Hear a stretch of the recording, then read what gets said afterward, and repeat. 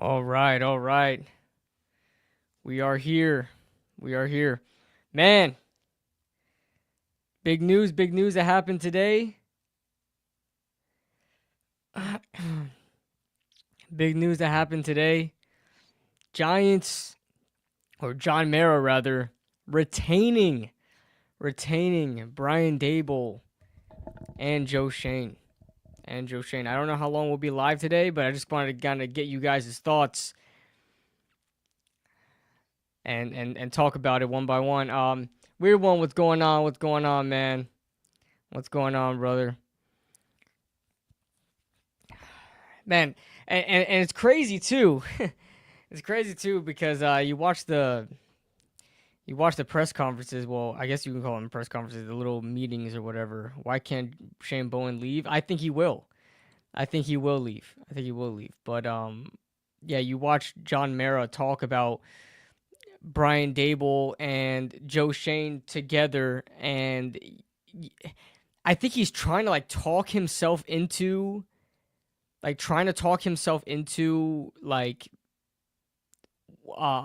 accepting that he's retaining them. And somebody brought up a nice question in that press conference, like, are you more so keeping them around because damn Joe, damn Joe, you make me blush over here, man. You make me cheese over here, you know what I'm saying? Somebody asked the question to John Mara, do you more so um are keeping Joe Shane and Brian Dable around because you believe in them, or are you keeping them around because um or because you just don't want to start all over again? And I think that's a really good question. I think that was a really good question. Um and he hesitated and said I was like a combination of both. Oh, let me turn on this fan real quick. It's getting hot in here.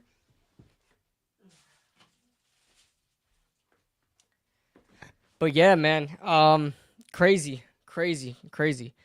Um, Mara basically wants playoff or bust this next season. You know, Joe Shane talked about that, and he said, even though he didn't answer it the way I would want him to, right? Because obviously every single season you're trying to make the playoffs, right?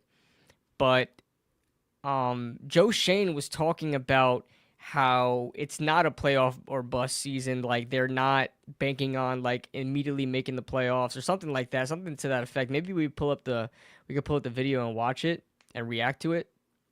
Because there was a couple of them. There's a couple of there's the Brian Dable one, the Joe Shane one, and the John Mara one. But yeah, I just wanted to come on here quickly and get you guys' thoughts on. I'm not gonna be here too long. At least I don't think so. At least I don't think I'll be here too long. What's up, Daniel Barry? What's going on? But what do you guys think? What do you guys think about the situation? I know yesterday we talked. For those of you guys that were in the stream yesterday, it was a crazy stream, one of my best streams ever. But for those of you guys that are that already watched the stream, we talked about who we're gonna draft. What do you guys think is gonna happen with Brian Dable and Joe Shane? We could talk more about that instead of who we're gonna draft. Obviously, it'll probably turn into draft stuff. It'll probably turn into that because we're at that time of year. But what do you guys think about the situation? I knew it was gonna happen. I told you guys. I told you guys weeks ago, when probably in that Carolina game, when I first kind of like realized, like, I think this team is tanking. I think this team is not trying to win games anymore. Um, and so I knew from that moment that if they're tanking, that both of them are going to stay. I am not surprised by the decision whatsoever. Um, Maybe shocked. I'm not really shocked. I'm not surprised I'm just like, why? Even though I expected it, it's just why, you know. And if you guys watch my video, I just dropped it like an hour ago. You guys watch my video on it. You guys, spoiler alert. I like Brian Dable.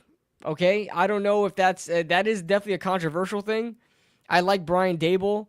Um, I think I said in the video that I trusted him. I don't necessarily trust him to that effect. Because when you hear that, I trust him. People think that you're saying that you would give your life. You trust your life in this person's hands. Not that at all. I like Brian Daboll. I do.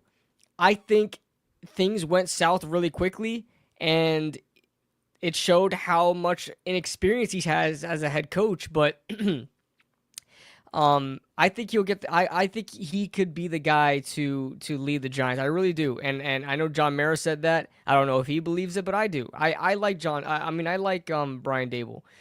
Now, like I said, would I have lost any sleep if Brian Daboll were to be fired? No, I wouldn't have, because I'm just so numb to everything that's been going on. I'm just not saddened by anything anymore. Like, the only thing I'll probably be sad about is, like, if Dexter Lawrence or Andrew Thomas is traded. That's probably the only two things I would be sad about. Other than that, I really don't care what the Giants do to try to get better. Just do it, you know? And so if they were to fire Brian Daboll, I'm just, all right, next man up, next man to fill in the role, and I would think that they go an offensive and the offensive route. Now, when it comes to the other coaches, like the position coaches, I don't know. The position coaches are always a crapshoot. Like, nobody can guess what's going to happen there, because some of these guys can get fired, some of these guys can get other position coach opportunities elsewhere. Some of them could get coordinator opportunities elsewhere, so on and so forth. I don't know what's going on with the position coaches. But as far as the offensive and defensive coaches, offensive coordinator Mike Kafka already has 2 interviews scheduled. Not scheduled, requests, 2 interview requests from the Chicago Bears and the New Orleans Saints. Kafka's definitely going to go. Even if he doesn't, listen, he was runner-up for that Indianapolis job that Shane Steichen got, and he was the runner-up for the Arizona Cardinals job that Jonathan Gannon got. So Mike Kafka may get a job somewhere else, whether it be a head coaching job or offensive coordinator job, but I know he wants to get the hell out of the New York Giants, though. I know that for sure, that he wants to get out of there. And when it comes to Shane Bowen, I think the writing is on the wall. Shane Bowen is out of here. I think the writing's on the wall for sure that Shane Bowen's out of here. He's terrible. Guys, what did I tell you guys? And listen. I'm not going to lie. This season, I've been right about so many things. This season. It's unbelievable. Now, I haven't been perfect, okay? Now, Andrew Phillips, I thought was going to, I knew he was a good cover corner. My problem is with the tackling, but he did really well as far as a tackler. Tyler Nubin is just not that. I know he's second on our team with tackles. Tyler Nubin is not good. That was a waste of a pick for sure. We could have used that. I would have to see what offensive linemen were available, but I really wanted Christian Haynes. I don't know how well he's done this season. He got drafted by Seattle. I really wanted Christian Haynes, but he wound up going in the 3rd, I believe. Tyler Nubin only has aura. Yeah, he only has aura. Cody on Twitter says Nubin is good. Nubin is not good. He's not good. He's not a good coverage guy. He's just not fast enough. There are so many better safeties in this draft. Absolutely. And here's the thing. Listen, you can strike gold with a safety, right? You can strike gold with a first, second round safety. It's just not an important position, to be honest with you. Yes, are elite safeties a big part of your team? Absolutely. But drafting one high when you just let one go is just what are you doing? And Tyler Nubin is nothing to Xavier McKinney, okay? Nothing. The fact that people said that was a replacement is laughable. Nothing to Xavier McKinney. Malik Neighbors still winds up being a good pick because 1,200 yards, breaking the Giants rookie record, 106 receptions, which 2 New York Giants are in the top 10 of. It's crazy. So Malik Neighbors is good, but let's tell you right now, Michael Penix looks really good. I don't think Bo Nix had any chance of hell being drafted at 6, but with Michael Penix being drafted at 8, it kind of makes you think a little bit. And listen, Michael Penix was my QB4, and QB4 was not like QB4 in other drafts. Well, QB4 in this draft was pretty damn good. in last year's draft. And I loved Michael Penix. Obviously, I'm not making a pick, so it doesn't matter, but I just couldn't get past the injuries. I couldn't get past it as far as longevity goes. You can draft a receiver with injury problems, or like a linebacker, maybe not a linebacker because they hit so hard, a cornerback or whatever, because I don't know. You're not thinking 10, 15 years down the road when it comes to cornerbacks and stuff like that. You're thinking 10, 15 years down the road when it comes to quarterbacks. These are guys that you want to draft one time every 15 years as far as being a franchise guy. And I like Michael Penix a lot. I just couldn't get past the injuries. Now, he's lighting it up right now. Not lighting it up. He's not lighting it up, but he did pretty damn well in the time that he's played. Neighbors is better than Penix. I believe that. If you want to say BPA, if you want to say you're drafting BPA, Malik Neighbors is definitely the better pick. But I think when it comes to quarterbacks, BPA kind of gets thrown out the window because a lot of the times, quarterbacks are never BPA. A lot of the times, it's always a different skill position. It's always like an edge rusher or, a wide receiver or something like that when it comes to the draft. But quarterbacks they take precedence because of their position, because of their position. And then obviously it fills a need. You're not going to draft the first round quarterback unless you need one, That's probably the only position where that's like an exception from BPA. So Browns are in trouble now. They need quarterback since Watson's out for 2025. I don't know if Watson is out for all of 2025. They said he suffered a setback. I don't really know what that means. That he suffered a setback. Travis Hunter or third best QB? There is no third best QB. Yo, Cody on Twitter says draft Travis Hunter or go to third best QB. There's no third best QB in this draft. Okay, it's Cam Ward, Shadur Sanders, and poverty. That's all I can say. All right, it's Shadur Sanders, Cam Ward, and poverty. If you're gonna draft a quarterback, you're gonna go in the second, third round to draft one, and at that point, just don't even draft one. To be honest with you, because I've seen somebody said this before. I think it was Justin Boyce last stream that said this. He talked about hey, get Justin Fields, and then you get a guy like Milroe in the second. I don't want that because their quarterback class next year is pretty decent. If Arch Manning goes out, he's obviously gonna headline that quarterback class. Garrett Nussmeier. I don't know how good Lenore Sellers is, but they're saying it's a better quarterback class next year. Okay. So and like Jalen Daniels and stuff like that. So I don't want the Giants to get Justin Fields and draft Jalen Milroe because, okay, Justin Fields is probably most certainly going to start in 2025. And then for the majority of it, I don't see Jalen Milroe doing much if he were to get drafted as a rookie, like playing as a rookie. I don't see him doing much or being effective at that. Then you're going to go into 2026 and saying, hey, you have a quarterback already you drafted in the second round. If you strike gold with him, you don't need to draft a quarterback, and you drafted him in the second. So, let's roll with Jalen Milroe. So then 2026 goes by, and you're like, Jalen Milroe, he's learning, he's getting the hang of it. You can't ignore his traits, you can't ignore the athleticism, you can't ignore how good his arm is and how mobile he is, and his speed as a runner. You can't ignore that. Then you go into 2027. You're going into Jalen Milroe's third year and his second year starting, and you're saying, well, he only had 2 years. And then the whole thing starts all over again. I don't want to do that. If I'm going to get a quarterback, it's going to be the best damn quarterback in that draft. That's what I'm going to do. I'm going to go get the best quarterback in that draft. And if it's not Cam Ward or Shadur Sanders, and listen, I'm not even a big guy on Shadur Sanders, but I'd probably still take him. But I'm not even a big guy on Shadur, but I'd probably still take him for the need. And then you see where you go from there, because at least you could say you tried to get the best quarterback out there. Don't try to cut corners and half-ass it by drafting Dylan Gabriel in the third round and saying, hey, we think this guy could be our franchise quarterback. Man, it doesn't work out like that, man. It's not every day you go in the third round and find a Russell Wilson. Not every day you go in the fourth round and find a Dak Prescott. You know, not every day you go in the sixth round or seventh round, Mr. Irrelevant, you find a Brock Purdy.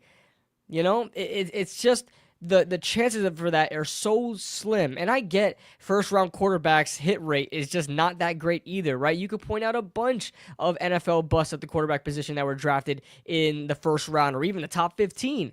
I get that. But at least the hit rate is better. And if you do hit, a lot of the times it's a big hit. It's a franchise quarterback. You know, it's a franchise quarterback.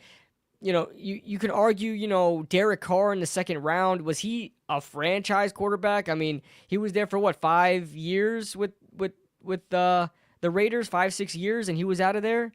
You know, not any longer than Daniel Jones. Not any longer than Daniel Jones. Jimmy Garoppolo did not stay with the team that he was drafted with. Russell Wilson was a third round, you know, strike. You know, that was great. That was great. They won a Super Bowl with him. Went to 2 Super Bowls with him. He's not on the team anymore. Dak Prescott was a hit in the fourth round. Like, you could find guys like that, but I'm pointing out like 3 or 4 guys that were not drafted in the first round that actually hit. Think about how many quarterbacks are drafted outside of the first. Tons of them, and they don't do anything in the NFL. I'm not doing that. Not doing that. Now, doesn't mean, keep this in mind, doesn't mean that you draft a quarterback that doesn't have a first round grade and you draft him in the first round saying, hey, he's going to hit because we drafted him in the first round. You know what I'm saying? Like, you're not going to trade down and say, all right, we're going to get this player with our first round pick. We traded down and we're going to go with the top at the end of the first round and pick up Jalen Milroe. And he's a first round quarterback, so he'll work out. No. No. These guys got to be at least graded in the first round. At least have first round grades on them. Derek Carr, before he got hurt, for sure was a franchise quarterback. He was a beast. Wasn't the same after injury. Sure, Rocky. Sure. But he had that one MVP type season. I think it was in 2016. He was like an MVP candidate. And I get he was under like multiple offensive schemes. I get that. And I like Derek Carr. I always liked Derek Carr. But he was only with the Raiders for so long, man. Any big names? Any big name prospects you have pro comps for? No, not yet. It's way too early. We're in January. I don't like to throw around player comps like that because a lot of people complain.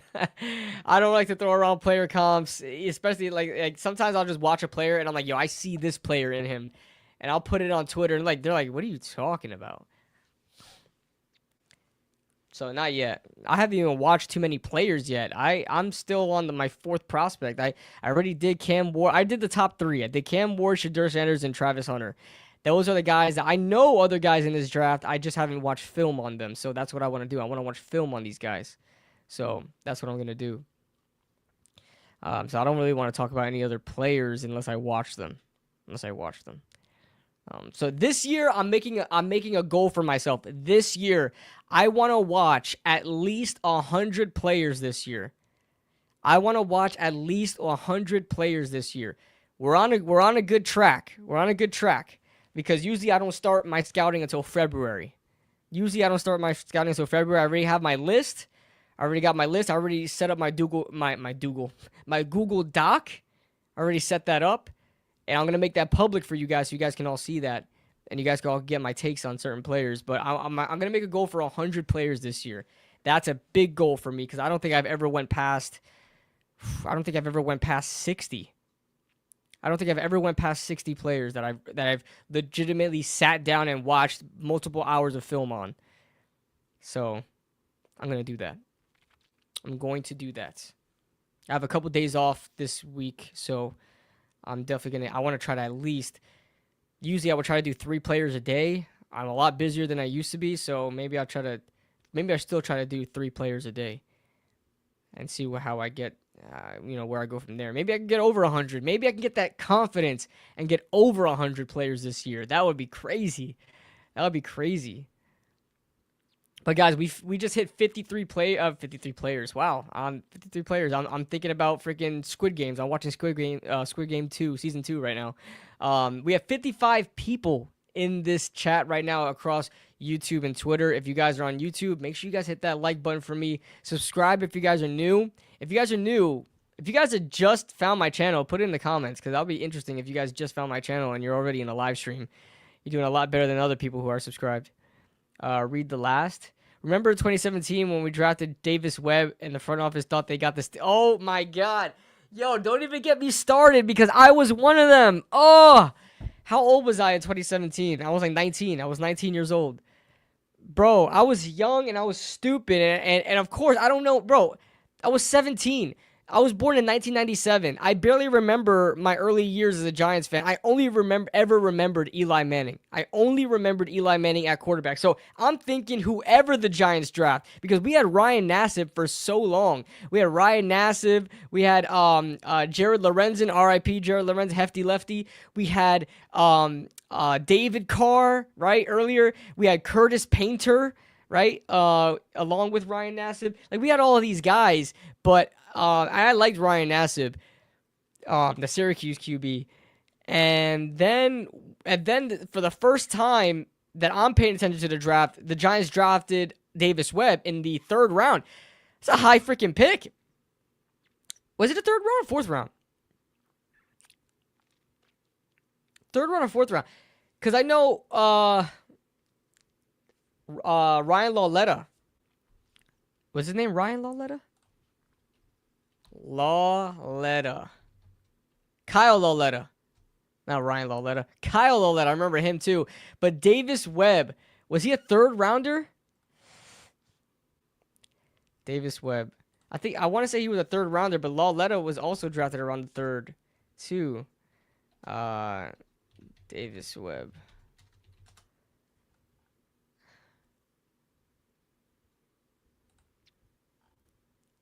Where did he get drafted at? 3rd round. 3rd round, 87th overall. Let me look at Kyle Lauletta. I remember Lauletta when everybody was saying, bro, they said that about both guys because Davis Webb was at Texas Tech first, okay? Davis Webb was at Texas Tech first. And apparently he beat out Patrick Mahomes and Baker Mayfield at Texas Tech. So we're like, oh, he beat out these guys. He's got something. Then he goes, I believe he went to Cal, right? He went to Cal, and I'm like looking at his deep ball. I'm like, yo, he's got a good freaking deep ball. Like, this guy can throw. And I'm like, yo, we got to steal. We got our next quarterback of the future. And I remember the Giants organization, because the Giants organization are the Giants organization is just as delusional as the fans were because they didn't know life before Eli either. Like, of course, they were a lot older than me, so they know Giants history and stuff like that. But, like, we've had Eli for nearly 18, 19 years. You know what I'm saying? So it's like you draft a quarterback, you're expecting that quarterback to, like, be the heir apparent. And I remember Big Blue Kickoff Live interviewing him, talking about him, and talking about how he could be the next heir apparent to Eli. Oh, my God. Davis Webb. Then Kyle Lauletta, when everybody was saying, and Kyle Lauletta got drafted at a small school. It's like the Spiders. Sitting here. Got drafted out of Richmond. Where is he at right now? He's playing with the Arena Football League. Oh, no, not the Arena Football. He was playing USFL.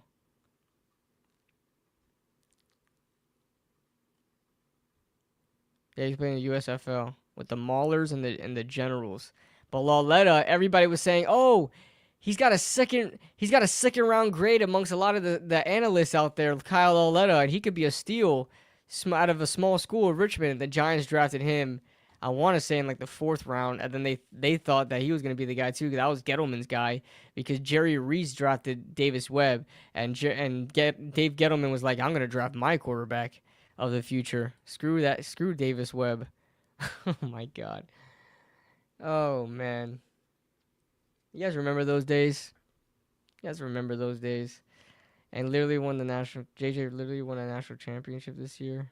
Talking about McCarthy.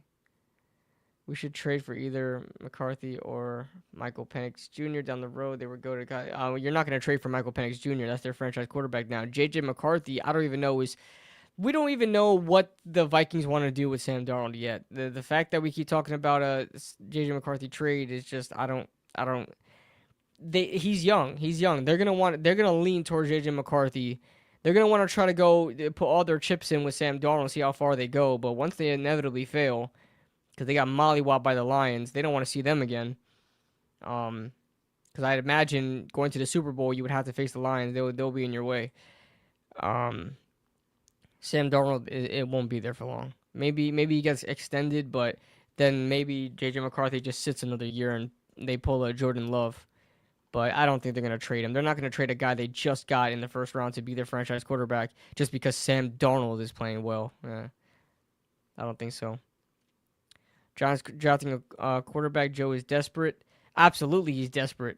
Absolutely, Joe Schoen is desperate. He's going to be, and we know this from Joe Schoen. He likes to draft by the needs. He likes to draft by needs. He doesn't draft BPA. He goes by needs. What do the Giants need? What positions are in most of need? And that's what he does.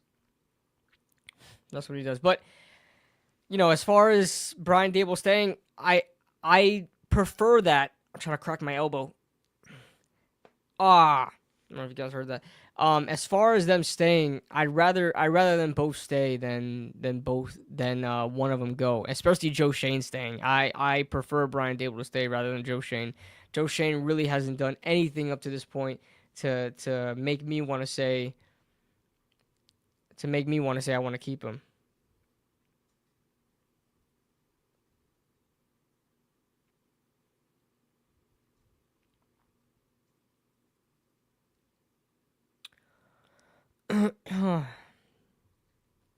But yeah, just wanted to get your thoughts on that, guys.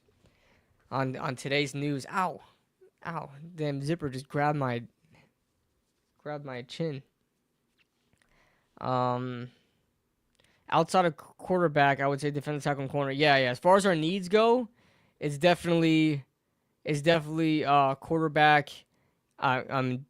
Quarterback first, then cornerback, then defensive tackle. Yeah. I would really want a corner. Deontay Banks is not cutting it. Maybe Deontay Banks plays better as a cornerback too. Maybe, to try to get his confidence back. Because I really felt like his rookie year wasn't terrible, man. I really felt like his rookie year wasn't terrible, despite what all the advanced statistics said. I really felt like he wasn't terrible, but he came in today, this year, and just didn't look the part. Didn't look the part at all. I like Daboll. He's a good coach. I think Schoen is a bad GM with horrible decision making. I definitely agree, Rocky. I like Daboll. Like I said, if they were to go in another direction, fine. It is what it is. But I like Daboll. I'd rather him stay. And I think Schoen is just terrible. I think Schoen is a terrible GM. And now I'm really wishing that we got Adam Peters instead of Joe Schoen. And Adam Peters is now in Washington. I knew Schoen was a problem when he thought no one would pay Saquon free agency. Yeah, that whole this season is gonna go down in history because we are just the laughing stock of the NFL. It's just crazy how the Giants just become one of the worst teams in the NFL, like by a long shot, and they were on Hard Knocks, and the biggest controversy was Saquon Barkley, and Saquon almost freaking broke the record this year. He should have broke the record. That sucks that they didn't let him play.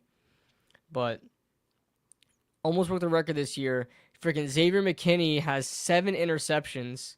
It was, I think he had like 7 interceptions in like 8 weeks or something like that. It's something insane. And yeah, just letting all these players go and trying to fill in the needs and just not working out. Here's my question. Why couldn't Saquon play like that in New York, even in his prime in 2018? Because the Giants are trash, and they didn't have They didn't have the infrastructure to sustain a top tier running back like that. They just didn't have it. They just didn't have it. The Philadelphia has one of the best offensive lines in football, and on top of that, they don't rely on the run game. They don't rely on the run game. They just let Saquon run, but they don't rely on the run game. They can pass the ball better than any just as well as any team in the NFL with those receivers. And Jalen Hurts is Jalen Hurts. I mean, say what you want about him, but he can get the ball to Devontae Smith. He can get the ball to A.J. Brown, Dallas Goedert. These guys can play. They have a lot going for themselves, and a running back is gonna be successful if you don't have him be the main component of your offense. If you build your offense relying on the running back can only do so much. But when you start putting 8 in the box, there's not much you can do. I haven't watched many Philly games this season, but I imagine they're not stacking the box as much as they did with the Giants because they didn't fear the pass with the Giants. They only feared Saquon Barkley. And with that terrible offensive line, it wasn't hard to stop him. And Saquon did a lot despite of that. Saquon did a lot. The fact that Saquon Barkley was still able to have great seasons with our offensive line was a lot. 2022, we were the third-ranked rushing offense. Daniel Jones helped with that too, but Saquon Barkley was putting in work. Fire everyone and put fires to 70% of our players' contracts. Yeah, I want to restart too. I just want to restart. I want to restart. Even with some of Joe Schoen's guys, I want to restart. So, yep. But yeah, guys, just want to get you guys' thoughts on it. Nothing crazy. I'll probably be back sometime around this week. I would love to be back sometime around this week and talk more football like live. But let's see what kind of drama or controversy or any sort of news that pops up. We'll talk about it. So yeah, guys, I'm off this and I will see you guys soon. Just wanted to get on here and talk to you guys. Later, everybody.